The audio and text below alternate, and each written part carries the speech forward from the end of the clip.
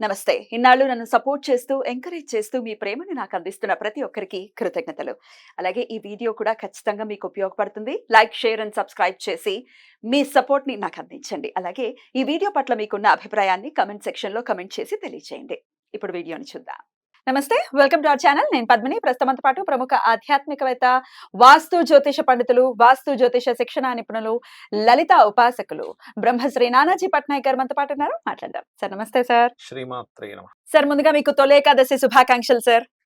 మీకు మన ప్రేక్షకులందరికీ కూడా విష్ణు అనుగ్రహం కలగాలని మనస్ఫూర్తి కోరుకుంటున్నాను. 24 ఏకాదశుల్లో ఈ తొలి ఏకాదశికి చాలా చాలా పెద్ద పీటను వేస్తారు ఖచ్చితంగా. ఏ ఏకాదశి చేసినా చేయకపోయినా తొలి ఏకాదశిని మాత్రం ఖచ్చితంగా అయ్య బాబోయ్ తొలి ఏకాదశి అని చెప్పి గుళ్ళల్లో బోర్లు తీరుతారు జనాలు. సో తొలి ఏకాదశి వచ్చేస్తోంది. ఆషాఢ శుక్లపక్ష ఏకాదశి నాడు స్వామి యోగ నిద్రకు ఉపక్రమించేటటువంటి రోజుగా మనందరికీ తెలిసినటువంటి రోజే. మరి తొలి ఏకాదశి ఎలాంటి వైశిష్ట్యంతో వస్తోంది? ఆదివారంతో వస్తోంది కాబట్టి మరి ఎలా ఆ రోజున వినియోగించుకోవచ్చు ఒక్కసారి మీ ద్వారా? తప్పకుండా. ఫస్ట్ ఆఫ్ ఆల్ ఏంటంటే ఏదైనా ఒక వారంతో మొదలైనప్పుడు, ఒక నక్షత్రంతో మొదలైనప్పుడు దానికి ఒక ప్రిడిక్షన్ ఉంటుంది. మనకి ఎందుకు ఉగాది ఉంటుంది చూసారు. ఉగాది ఏ రోజు వస్తే ఆ సంవత్సరం ఆ అధిపతి రాజు అవుతాడు. ఇప్పుడు ఈ సంవత్సరం మనకి రవి అయ్యాడు, ఎందుకు ఆదివారం వచ్చింది. అలాగే ఏ రోజుల్లో రవి ఇందులో ప్రవేశిస్తే వాళ్ళు ఎలా అవుతారో ఇక్కడ మనం ఏకాదశి విషయంలో, తొలి ఏకాదశి విషయంలో ఆ రోజు నక్షత్రం ఏమైంది, ఆ రోజు వారం ఏమైంది అనేది చాలా పర్టికులర్ గా తీసుకుని దానికి తగ్గట్టుగా స్వామివారిని అర్చించడంలో కానీ, ఆ దేవతామూర్తిని చేయడంలో కానీ మంచి ఫలితాలు ఉంటాయి. ఆ ఆదివారము విశాఖ నక్షత్రం ఆ రోజు వచ్చినందుకు పర్టికులర్ గా సూర్యుని ఎక్కువ ఆరాధించాలి. విష్ణువునే సూర్యుడిగా భావిస్తూ ఆరాధించినట్లయితే మొట్టమొదటిగా వీళ్ళకి అపకీర్తి పాలైపోయామంటుంటారు చూసారా. ఏమంటారంటే లైఫ్ అంతా ఇలా అయిపోయింది అది ఇది అని, వాళ్ళు ఆ దోషం నుంచి బయటపడతారు. ముఖ్యంగా మీరు ఎప్పుడైనా గమనించండి, తొలి ఏకాదశి రోజు చంద్రుడు తులారాశి ఎండింగ్ లో వృశ్చికంలో ఇలా ఉంటాడు ఎప్పుడు కూడా. చంద్రుడు ఆ డౌన్ లో ఉన్నప్పుడు ఏమవుతుంది అంటే సర్వసాధారణంగా ఎప్పుడైనా మీరు గమనించండి, ఎనీ ఇన్సిడెంట్ అంటే మానసికంగా ఇబ్బంది పడి మరణించారనో, మానసికంగా స్థిమితం సరిగ్గా లేక ఇబ్బంది పడ్డారనో సిచ్యువేషన్స్ అన్నీ కూడా వాళ్ళ పర్సనల్ చార్ట్ లో మూన్ బాగోపోవడం వల్ల, లేకపోతే వాళ్ళకి ఇప్పుడుండే గోచారంలో చంద్రుడు నీచ స్థానాల్లోనే పాపగ్రహాలతో కలిసినప్పుడు ఈ ఇన్సిడెంట్స్ ప్రపంచవ్యాప్తంగా ఎక్కువ జరుగుతాయి. అందుకని మన వాళ్ళు ముందు రోజుగా మనం తొలి ఏకాదశి చేసుకున్నప్పుడు మన మనసంతా కూడా దైవం మీద కంప్లీట్ గా ఎప్పుడైతే కాన్సన్ట్రేషన్ చేసిందో, ఇంకోటి ఏంటి, మనం ఏం చేస్తాం, ఏకాదశి నాడు ఫాస్టింగ్ చేస్తాం. చాలా మంది ఏమంటారంటే కేవలం ఉపవాసం అంటే దేవుడికి దగ్గరగా ఉండడం మాత్రమే అంటుంటారు. అదొకటే కాకుండా మనం మీకు గనక చక్కగా అంటే ఉండగలిగే శక్తి ఉంటే ఉపవసించడం ఉత్తమం. 8 యామములు అని చెప్పారు శాస్త్రంలో ఉంది దీనికి. ఒక యామం ఈజ్ 3 గంటలు, 8 3 24 గంటలు ఉండాలి. ఉండలేము, షుగర్ బీపీ ఉన్నాయి, పళ్ళు తినొచ్చు, చక్కగా పళ్ళు తినొచ్చు, ఇట్లాంటివి చేసుకోవచ్చు. అయితే ఈ ఏకాదశి ఉన్నటువంటి ప్రత్యేకత ఏమిటి అంటే ముఖ్యంగా ఆరోగ్యం మీద ప్రభావం చూపిస్తుంది. ఎందుకంటే రవి ఆదివారం వచ్చిందిగా, సూర్య ఆరాధన చేయడం వల్ల కొంతమందికి ఉంటుంది, అమ్మ దీనికి మందు లేదండి, అసలు ఈ డిజీజ్ ఎవరికి రాకూడని డిజీజ్ వచ్చాయి, ఎటువంటి డిజీజెస్ అయినా కూడా స్వామివారి అనుగ్రహం వల్ల క్లియర్ అవుతుంది. అందులో ఈ స్కిన్ కి సంబంధించి అయితే ఇంత దీర్ఘకాలికంగా ఉంటుందంటే అది అనుభవించిన వాడికి మాత్రమే తెలుసు. అవునండి. ఎందుకంటే పూర్వజన్మ కర్మ తీవ్ర స్థాయిలో ఉన్నప్పుడు స్కిన్ డిజీజెస్ వస్తాయి. ఎందుకంటే పూర్వజన్మ కర్మని మనకు అందించేవాడు బుధుడు, రవి తగ్గించేవాడు రవి, అందించేవాడు బుధుడు. అందులో రవి పాడైతే ఇంకా ఎక్కువగా ఉంటుంది స్కిన్ రిలేటెడ్ డిసీజెస్ అనేవి. కాబట్టి స్కిన్ మీద ఎక్కువ ఎఫెక్ట్ చూపిస్తుంది. ఎవరికైనా చూడండి, బుధుడు పాడైనా, రవి రాసులు రవి పాడైన స్కిన్ రిలేటెడ్ ఇష్యూస్ వస్తాయి. కొంతమందికి అయితే నేను కొన్ని కేసెస్ లో స్కిన్ క్యాన్సర్స్ చూసాను. రవి సైన్ బాగా పాడైంది, రవి పాడైపోయాడు అంటే. యాక్చువల్గా మీరు గమనించండి, ఎక్కువగా మనకి హెల్త్ ఇష్యూస్ తగ్గించేది ఎవరు? రవి. సూర్య అనుగ్రహం ఉంటే ఆదిత్యం, ఆరోగ్యం భాస్కరాదిత్యేత అంటూ ఉంటారు. ఆరోగ్యం భాస్కరాదిత్యేత అన్నప్పుడు సూర్య అనుగ్రహం మనకి ఎంత ఉంటే మనకంత ఆరోగ్యం అనేటువంటిది ఉంటుంది. మరి ఇలాంటప్పుడు మీకు అసలు ఆ సూర్యుడే పాడైపోయాడు అంటే రక్షించేవాడే, ప్రొటెక్ట్ చేసేవాడే పాడైన పరిస్థితి ఏంటి? ఎంత బుధుడు బాగున్నప్పటికీ ఇదేమీ వర్కౌట్ అవ్వదా సార్? బుధుడు బాగుంటే ఏంటంటే మీకు కొంచెం నర్వస్ సిస్టమ్ స్ట్రాంగ్ గా ఉంటుంది బుధుడు బాగుంటే. అంటే నేను అడిగేది, సూర్యుడు పాడైపోయాడు, రక్షించేవాడు పాడైపోయాడు, కానీ ఇచ్చేవాడు సూపర్ గా ఉన్నాడు. బుధుడు బాగున్నాడు, కొంతవరకు ఉమ్. బాగుంటుంది కానీ పూర్తిగా బాగుంటుంది. పూర్తిగా బాగోదు. అంటే మేజర్ గా సూర్యుడే బాగుండాలి. ఎందుకంటే ఒక దేశానికి, ఒక రాజ్యానికి, ఒక శత్రువుల్ని అడ్డుకునే రక్షణ వ్యవస్థ ఉన్నప్పుడు ఉండే రక్షణ వేరు. ఉమ్. అవును. ఎంత అందులో ఉండే వాళ్ళందరూ ఫైటర్స్ అయినా కూడా అక్కడ వచ్చేటువంటి శత్రువుని ఆపడానికి సరిహద్దుల్లో ఉండాలి అవును అవును సార్, అవును. ఆ రకంగా. సో కాబట్టి సూర్యుడు బాగుండాలి. సూర్యుడు ఖచ్చితంగా బాగుండాలి. Right. ఇంకోటి ఏంటంటే నేను ఇలా పాడైన వాళ్ళకి సూర్య రశ్మితో ఇబ్బంది వచ్చిన వాళ్ళకి చేశాను. వాళ్ళు ఎండలోకి వెళ్తే వాళ్ళకి పడదు. అవును అవును, సన్ ఎలర్జీ అని అంటారు. సన్ ఎలర్జీ అంటుంటారు. ఇదేంటి సన్ ఎలర్జీ అయితే ఇంకెలా బ్రతుకుతాం? ఎలా బతుకుతాం? రాత్రిళ్ళు నిశాచకులు తినలేం కదా. తిరగలేం కదా. అసలు అది చాలా చాలా పెద్ద ఇబ్బంది. yeah. అది నేను పర్టికులర్ గా సన్ సైన్స్ లో, అంటే సూర్యుడు రాశిలోను సూర్యుడి దగ్గర బ్యాక్ పోర్ట్ఫోలియోస్ పడతాయి కొంతమంది. ఎట్లా సార్? అంటే ఎలా అంటే వీళ్ళకి అష్టమాధిపతి గాని, లాభాధిపతి గాని, 12వ అధిపతి గాని, షష్టమాధిపతి గాని సూర్యుడితో కనెక్ట్ అయి ఉంటారు. అప్పుడేంటి సూర్యుడే ఇబ్బంది ఇవ్వాలి. ఓకే. ఇప్పుడు సన్ పాడైనప్పుడు చాలా మందికి తండ్రి చూసుకోడు సరిగ్గా, తండ్రి అంతే. దూరంగా ఉంటాడు. మూన్ పాడైతే తల్లి దూరంగా ఉంటుంది. దీనికి కారణం ఏమిటి అంటే వీళ్ళు పాస్ట్ లైఫ్ లో చేసుకున్న కర్మ.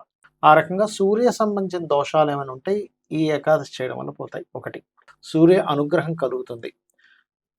సహజంగానే మనకి ఏకాదశి నాడు ఎవరైతే ఉపవాసం ఉంటారో వాళ్ళకి ఖచ్చితంగా రావాల్సినటువంటి హెల్త్ ఇష్యూస్ చాలా తగ్గిపోవడము, క్యాన్సర్ లాంటి ప్రాణాంతకమైనటువంటి జబ్బులు కూడా తగ్గుతాయని ఒక అతను జపాన్ లో దాని మీద రీసెర్చ్ చేసి నోబెల్ బహుమతి కూడా పొందాడు. అందులో తెలుసు. అది మన వాళ్ళు చేస్తుంటే మనకు అంత వచ్చేది కాదు. రుచి పాపం మన వాళ్ళు ఎప్పటి నుంచో ఋషులు అందరూ గొంతుకొని చెప్పినా సరే వినలేదు, కానీ అతను ఎవరో చెప్పినప్పుడు మాత్రం వింటున్నారు. అదొక సంతోషం. ఆయన కూడా ఆచరించటమే కదా మనకు కూడా కావాల్సింది. పుణ్యం కట్టుకున్నాడు మొత్తం మీద ఆయన చేసి.